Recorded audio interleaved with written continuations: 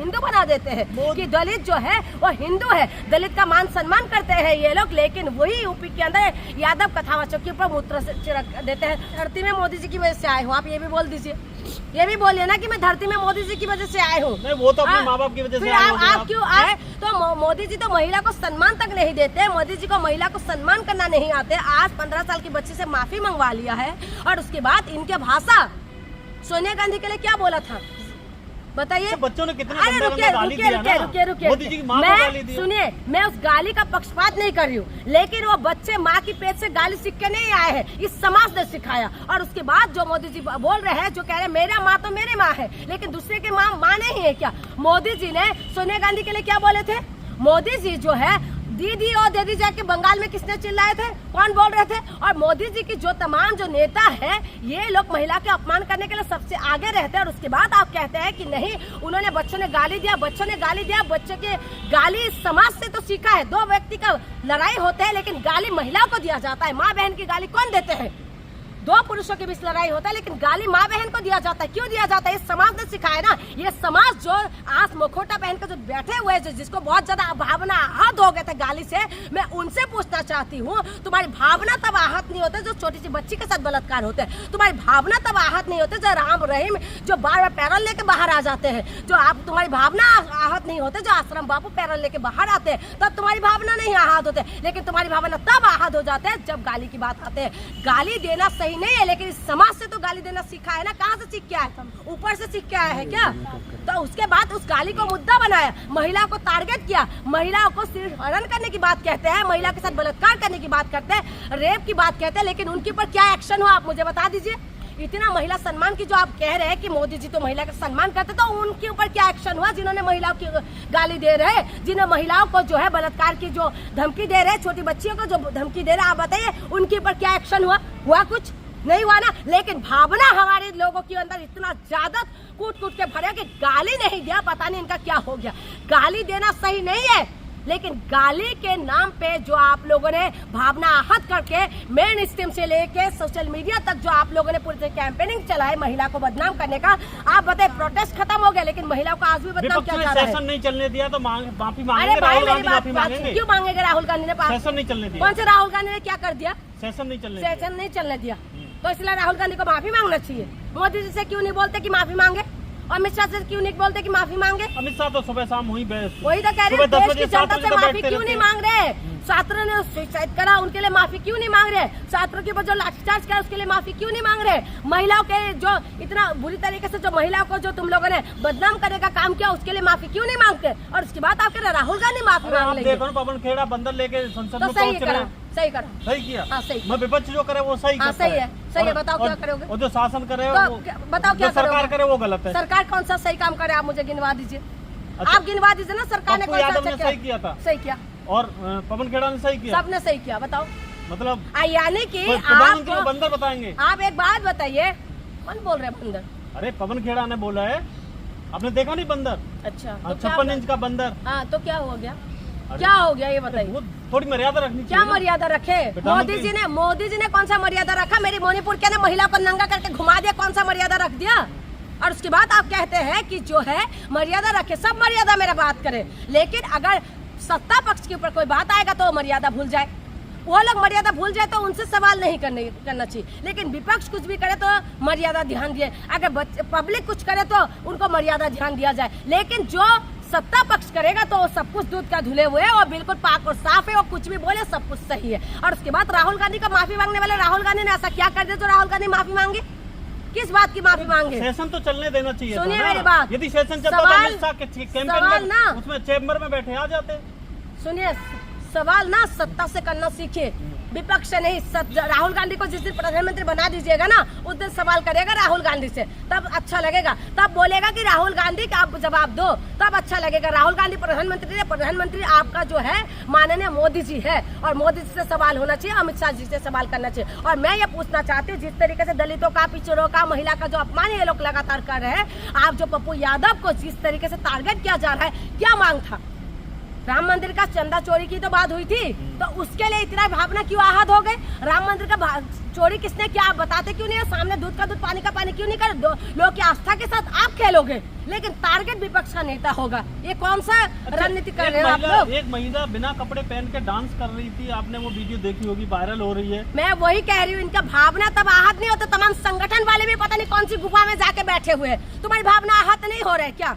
ऐसा जब देख रहे हैं, वो वीडियो वायरल हो रहे हैं लगातार, उन पर आहत नहीं हो रहा है। जिस देश के अंदर माँ काली माँ दुर्गा को पूजते हैं, इस देश के अंदर जिसको भगवान का दर्जा दिया जाता है महिला को, महिलाओं के साथ बलात्कार होते तब इनका भावना आहत नहीं होते। महिलाओं के साथ बलात्कार करने वाली जो राम रहीम गुरु जो है, ये बाहर निकलते तब इनका भावना आहत नहीं होते। आश्रम बाबू बाहर निकलते आहत नहीं होते। और आज जो है, जो वीडियो की आप बात कह रहे हैं, वो लगातार वायरल हो रहा है। ऐसे भगवान के नाम पे जो है हमारी धर्म को बदनाम करने का जो काम कर रहे हैं, तब उनका भावना आहत नहीं होता। उनकी पर क्या एक्शन हुआ, मैं पूछना चाहती हूँ। ये वीडियो आपको पता है? बंगाल से आई है। बंगाल में कौन है अभी? दीदी दीदी जो चिल्ला रहे हो, दीदी को तो साइड कर दिया ना। आप क्या कौन है बंगाल में जिसमें राम राज्य आ गए हैं? तो बंगाल में अभी तो राम राज्य है ना, वहाँ से इस तरीके के अगर वीडियो आ रहे हैं तो उसमें एक्शन होना चाहिए नहीं होना चाहिए? बताइए, भगवान का अपमान नहीं होना चाहिए। काली माता को बंगाल में पूजा जाता है, तो उसमें हमारे असम में भी पूछते हैं, ठीक है, लेकिन उसके बाद भी अगर इस तरीके का अपमान करेगा तो बर्दाश्त नहीं करना चाहिए। संगठन वालों को रोड पे आ जाना चाहिए। कोरोना है तो आप अगेंस्ट में, उनके अगेंस्ट में एक्शन लेना चाहिए कि अपमान नहीं होना चाहिए। लेकिन पता नहीं कहाँ घुसा हुआ है, ये नहीं पता चल रहा है। किसको दोषी मानते हैं? सत्ता पक्ष ही दोषी है कि विपक्ष दोषी होगा क्या? जब विपक्ष ने आवाज उठा रहे हैं तो उस आवाज में क्या वो पूछ रहे हैं? यही सवाल पूछ रहे हैं कि बच्चों के ऊपर लाठियां किसने चलाए, किसने ऑर्डर दिया, ये बताओ। दूसरा ये पूछ रहा है कि राम मंदिर की जो चंदा है और दूध का दूध पानी का पानी होने वाले थे, वो कहाँ गए? तो इस सवालों का अगर जवाब मांगने से संसद चलने नहीं देगा तो इसका गलती किसका है? पक्ष क्या? उनको जो सत्ता में बैठे हुए तो उनको तो जवाब देना चाहिए ना, तो वो लोग जवाब नहीं दे रहे। अमित शाह जी कह रहे हैं मैं तो रोज आता हूँ संसद में, रोज आते हैं तो अंदर थोड़ी ना आते हैं, कहाँ बैठ जाते जाके? आप जो कह रहे हैं कि रोज आते हैं, रोज आने के बाद आप इस सवालों का जवाब क्यों नहीं दे रहे कि आखिर में जंतर मंतर में जो बच्चे प्रोटेस्ट कर रहे थे, जो डंडा चल रहे थे हम लोगों के ऊपर, तो वो डंडा आखिर में चलाया किसने था? तो इसका सवालों का जवाब हम ढूंढ रहे हैं। उस सवालों का जवाब क्यों नहीं दे रहे? और उस सवालों का जवाब तो दीजिए। विपक्ष तो अपनी आवाज बुलंद कर ही रहे हैं ना। विपक्ष ये पूछ रहा है कि राम मंदिर के अंदर जो राम के नाम पे आप लोग वोट मांगते हैं, राम मंदिर के बाद जो चंदा चोरी हुआ है, उसका जिम्मेदार कौन है? जो दूध का दूध पानी का पानी करने वाले थे, उसका सवालों का जवाब दीजिए। उसका आप सवालों का जवाब नहीं देंगे और उसके बाद कह रहे हैं हम तो आ रहे हैं, हम तो कर रहे हैं। आज भी आपने देखा होगा किस तरीके से जो है ओम बिरला वो खत्म हुआ, हमारी जो क्या नाम है आपका, वंदे मातरम वो चल रहा था, तो उसके बाद जब तुरंत ही उन्होंने स्थगित कर दिया है। तो ओम बिरला भी अपना काम सही कर रहे हैं कि भाई बोलना ही ना पड़े, ना जवाब देना पड़े। तो इसीलिए मैं कह रही हूँ कि ये लोग जो है पूरी तरीके से मिले हुए हैं। सरकार के मंत्री कह रहे हैं कि राहुल गांधी को भागने नहीं देंगे, अमित शाह जवाब देने के लिए तैयार है। अच्छा, तो जवाब क्यों नहीं दे रहे?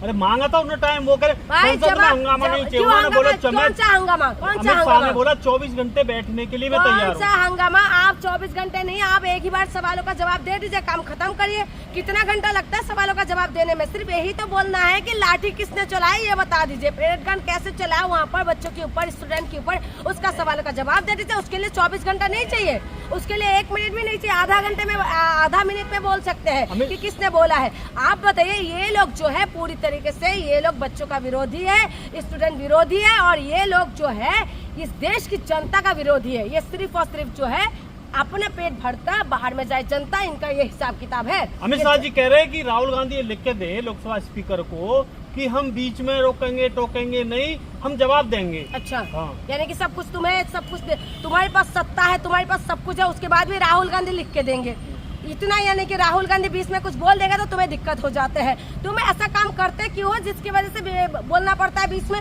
तुम ऐसा काम करते क्यों हो? तुम अपना काम को अगर सही तरीके से करते, सही तरीके से अगर वो सदन में आते, जवाब देते, तो इतना बवाल नहीं होता। लेकिन संसद में आए, देखा आपने बवाल करते हो। अभी जो मल्लिकार्जुन खड़गे जी जो गए थे, वहाँ पर कैसे शुद्धिकरण कर रहे हैं, वहाँ पर किसकी सरकार है? उत्तराखंड के अंदर किसकी सरकार है? उत्तराखंड के अंदर किसकी सरकार है? और मल्लिकार्जुन खड़गे जी के जाने के बाद वहाँ का शुद्धिकरण कर रहा है। वो जो शुद्धिकरण कर रहे हैं उनके ऊपर वो उनको अरेस्ट क्यों नहीं कर रहे हैं? ये जो दलित विरोधी मानसिकता जो ये सरकार रखती है, ये जो महिला विरोधी मानसिकता ये सरकार रहते हैं, ये स्टूडेंट विरोधी मानसिकता है, इनके अंदर मान और सम्मान इनके अंदर है ही नहीं। और दूसरा मैं आपको बता दूं, सिर्फ और सिर्फ ये लोग दलित विरोधी किस तरीके से कांग्रेस ने मल्लिकार्जुन खड़गे को अध्यक्ष बनाया और उस अध्यक्ष का अपमान किस तरीके से करे। सिर्फ वो एक अध्यक्ष का अपमान नहीं किया, उन्होंने उन व्यक्ति का अपमान करा जिस समाज से वो आते हैं, दलित समाज से आते हैं। दलित समाज से आए हुए व्यक्ति को इस तरीके का अपमान करना किस हद तक सही, आप बताइए। उनके ऊपर एक्शन क्यों नहीं हो रहा। और यही सबसे बड़ा ठेकेदार बनते हैं ये लोग कि हम जो है हिंदू का सबसे बड़ा ठेकेदार है और सबको वोट देने के लिए सबको हिंदू बना देते हैं कि दलित जो है वो हिंदू है, दलित का मान सम्मान करते हैं ये लोग। लेकिन वही यूपी के अंदर यादव कथावाचक के ऊपर मूत्र से छिड़क देते हैं, शुद्धिकरण कर देते हैं और उसके बाद जो है दलितों को किस तरह से पिटाई करते हैं। और आज मल्लिकार्जुन खड़गे जी के पास क्या नहीं है, पैसा नहीं है, पावर नहीं है, पोजीशन नहीं, आप बताइए क्या नहीं है उनके पास। मोदी जी तो खुद ओबीसी कैटेगरी से आते हैं। मोदी जी का ओबीसी की कैटेगरी है, ओबीसी का बस कैटेगरी बना रखा है, वो अपनी मलाई सही तरीके से खाते हैं। आप महिला दलित की बात कर रहे हो, महिलाओं को 33% आदर मोदी जी ने दिया है। राष्ट्रपति दलित किसने बनाया, आदिवासी राष्ट्रपति किसने बनाया, ये नहीं दिखता आपको। मैं भी धरती में मोदी जी की वजह से आई हूँ, आप ये भी बोल दीजिए, ये भी बोलिए ना कि मैं धरती में मोदी जी की वजह से आए हूँ। नहीं, वो तो अपने माँ बाप की वजह से आए होंगे। आप क्यों बोल रहे हैं कि मोदी जी का ये कर दिया वो कर दिया। मोदी जी ने 33% जो आरक्षण की आप बात